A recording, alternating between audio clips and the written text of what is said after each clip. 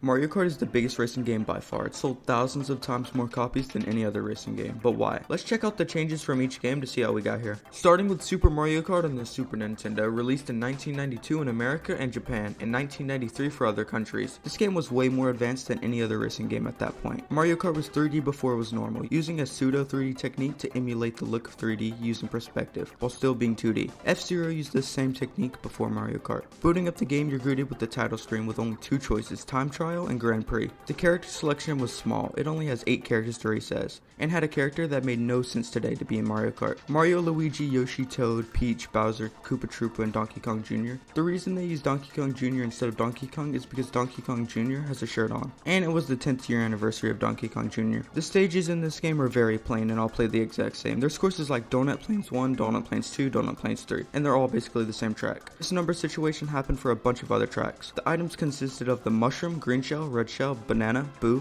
coin, feather, lightning, and the star. All of these are classics, except for the boo item. This turns you invisible and takes an item from another racer and gives it to you. In this game, NPCs have specific items assigned to them, and they have infinite of them. Koopa Troopa has infinite shells, and Mario has infinite star items. Battle mode in this game only consists of 2 players. It's a 1v1. You have 3 balloons, and you have to pop each other's balloons to win. It's super simple compared to newer games, and this game is just super simple in general. Very good for the time, but it's bare bones now. Let's move to the next entry. In 1996, Mario Kart 64 was released in Japan, and 1997 for the rest of the world on the Nintendo 64. This game was fully 3D, except for the character models, they're still 2D. This game holds up decently well, and I still really love the look of it. The sad part is that the character selection is still only 8. This sucks even for the time period. They replaced Donkey Kong with Donkey Kong Jr. and replaced Koopa Troopa with Wario. These two are far better and fitting for the series. Kamek was seen in early trailers for the game but was scrapped and replaced by Donkey Kong. The tracks actually started to become good and didn't feel like you were playing the same track over and over again. Some standouts were Calamari Desert, Rainbow Road, and Toad's Turnpike. There's a lot of really good tracks, and there isn't really any bad tracks ever again after Super Mario Kart. The items introduced were the Banana Bunch, Fake Item Box, Spiny Shell, and Gold Mushroom. The Banana Bunch was reduced to 3 in later games, but here it's 5. The item balance is good, with the blue shells being pretty fair. The battle mode was enhanced. You can play with 4 players now and has a lot better tracks to choose from. Block 4 and Big Donut were really good. The mode was the same 3 balloons per character, and if you lose the 3 balloons, you lose. But now after you lose your 3 balloons, you become a bomb. I think this was so someone wasn't just sitting there after they lost. It was a really good battle mode. This game is still even enjoyable today. The tracks hold up really well and the graphics are vibrant. Let's move on to Super Circuit now. In 2001, Mario Kart Super Circuit was released on the Game Boy Advance. It has the same 8 characters from Mario Kart 64. The tracks in this game are pretty simple, but I think they're still a little more interesting than the Super Mario Kart tracks. Also, the tracks from this game have gotten some of the best remakes later on. This game actually has every single Super Mario Kart track and its own set of tracks too. This is the first game to bring back old tracks. The items are the same items from Mario Kart 64. Nothing new was added in. The battle mode is a 1v1 balloon battle like Super Mario Kart. It has 4 battle tracks to play on. This game is pretty impressive for its time, but there's not anything that hasn't been done before or better on another one of the games. Let's talk about the most unique game in the series. In 2003, Mario Kart Double Dash was released for the Nintendo Gamecube. This game has a gimmick that will probably never be seen again unless they turn it into its own game mode. 2 people in 1 cart. You can switch between the 2 to strategically use items since one character drives and the other throws items. The look of this game is insane for its time. Some people say they even like it more than Mario Kart Wii. This game has character unique items, which means that only that character can get that item from an item box. Mario and Luigi have fireballs. Yoshi and Birdo have a giant Yoshi egg to throw. It works like a red shell, but after hitting someone, it drops 3 items around it. Donkey Kong and Diddy Kong have a giant banana, which is a banana but gigantified. Baby Mario and Baby Luigi have a chain chop, which is like a worse bullet bill. If you get hit by an item, the chain chop gets cut loose and he leaves you.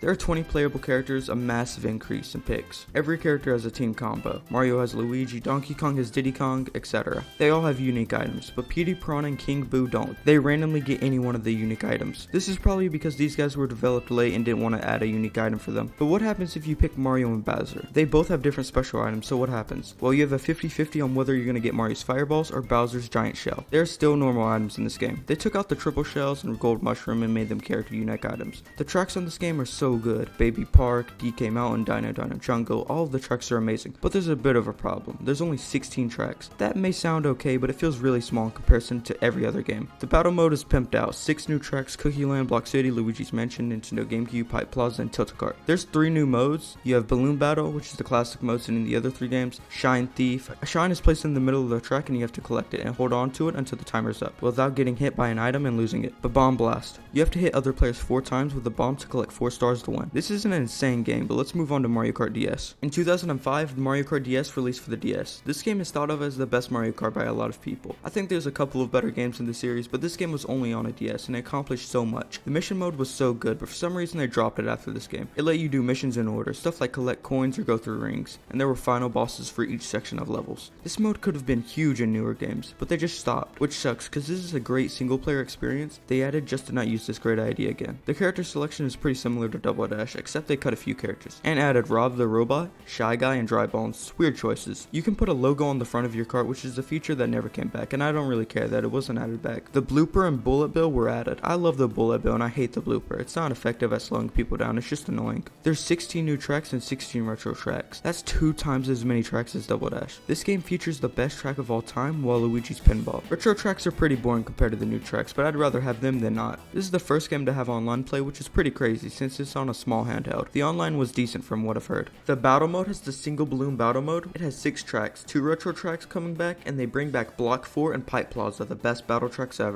This is the first battle mode where you can play it solo against NPCs. Pretty standard Mario Kart, but a really good game. Let's move to Mario Kart Wii. In 2008, Mario Kart Wii released for the Wii. Pretty good name there. This game is probably the game most people have nostalgia or memories of, since it's sold a lot more than every other Mario Kart. It makes sense why people love Mario Kart Wii and DS, since they're the 2 best-selling Mario Karts by far. Mario Kart 8 Deluxe is outselling Mario Kart Wii by 20 million nearly, but that game's newer, so it doesn't have nostalgia or anything connected to it. It did add tricks into the game, which I can't imagine Mario Kart without them. If you shake the Wii remote when you drive up a ramp or something else, you do a trick and gain speed. This game also introduced bikes. I never use karts anymore now that they added bikes. You can do wheelies with them and they're generally better than karts, especially in this game. Mario Kart Wii has a huge character roster and you get the single time appearance from Funky Kong, which is the best character from competitive racing and he's pretty cool. The tracks are all really good once you get to Mario Kart 64 and Double Dash. A standout track is Coconut Mall. It's beloved probably because of the great concept. The kart selection is a lot bigger than other games. It has way more variation as karts. The items added were the Mega Mushroom, which made you bigger and faster and you could flatten other racers and make them drop their items. The Thundercloud is notorious for how bad it is. You would gain speed when you had it, but if you didn't pass it to another player, it would shrink you and make you slow. The Pow Block would let you hit it 3 times, which would make all other racers spin out and drop their items. This game was pretty chaotic with all the crazy items it had. The battle mode has 10 tracks, 5 new stages and 5 old stages from past modes. There's the typical balloon battle where you have 3 balloons and if you lose all 3 you lose, but the new mode introduced is Coin Runners. You collect as many coins as possible and when time runs out, the person with the most coins wins. The battle stages are pretty standard, no standout sadly. The online for this game was actually really good, the connection was solid and no major problems were had. Mario Kart Wii still has a cult following who still play online today. This game is probably most people's favorite game and I can understand why, with all the cool stuff about this game. Let's move on to Mario Kart 7 now.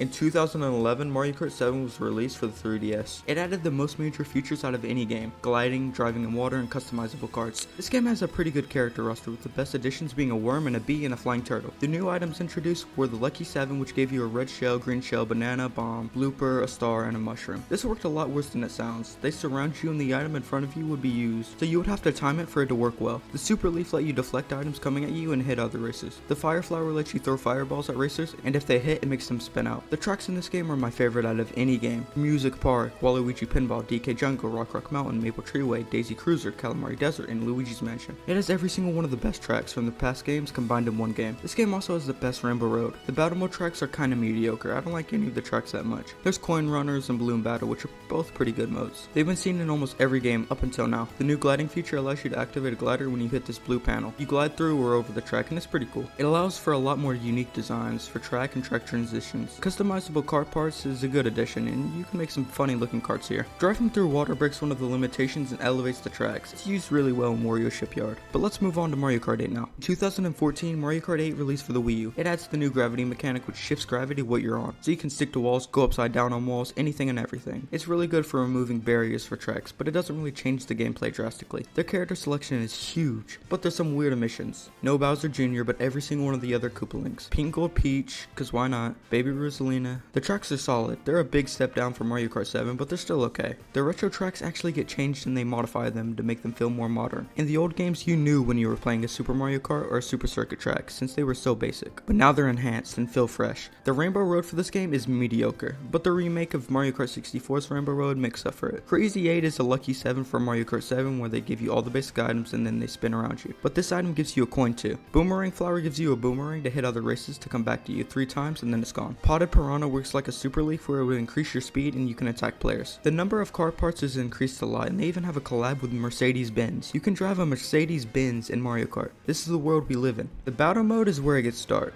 They use normal tracks for battle mode, which makes battle modes horrible since these tracks weren't made for battle mode. They tend to be way too big. They just don't play fluently. This game is the first to have DLC. It adds 16 new tracks. The normal game has 32 tracks. They add the Mercedes-Benz cars I talked about in the DLC. It adds a Tanuki Mario, a Cat Peach, Dry Bowser as characters, and the first non-Mario character, Link from Zelda, and Villager and Isabelle from Animal Crossing are added too. It also gave you 8 different colors for Shy Guy and Yoshi if you had both DLCs bought. The tracks for the DLC are way better than the normal tracks from this game. It comes with an F-Zero track, a Zelda track, an Animal Crossing track, an Excite Bike track, which is an old NES bike game. It adds Baby Park too. Mario Kart 8 is a really good game, but there's one more game to talk about. In 2017, Mario Kart 8 Deluxe released for the Nintendo Switch. This was an improved port with new content. It added 2 item slots. All DLC from Mario Kart 8 was included. They added Bowser Jr., King Boo, Inklings, and Dry Bones. They added styles to characters, like Link giving him his new Breath of the Wild outfit, and Mario a gold variant. They totally revamped the battle mode to include new tracks made just for the battle mode. They made battle mode really good, probably the best battle mode in any game. This game got DLC recently, which is adding 6 new characters. The first one added was Birdo, and they're adding 48 new tracks. Most of them are retro tracks, but some of them are new or from Mario Kart Tour, the mobile game. There's basically what feels like infinite tracks now. You have every single one of the best tracks in the series history. DLC is still rolling out even today. That was most of the important changes throughout the games. If you learned something or enjoyed this video, please subscribe since it helps me out a lot. Thank you for watching.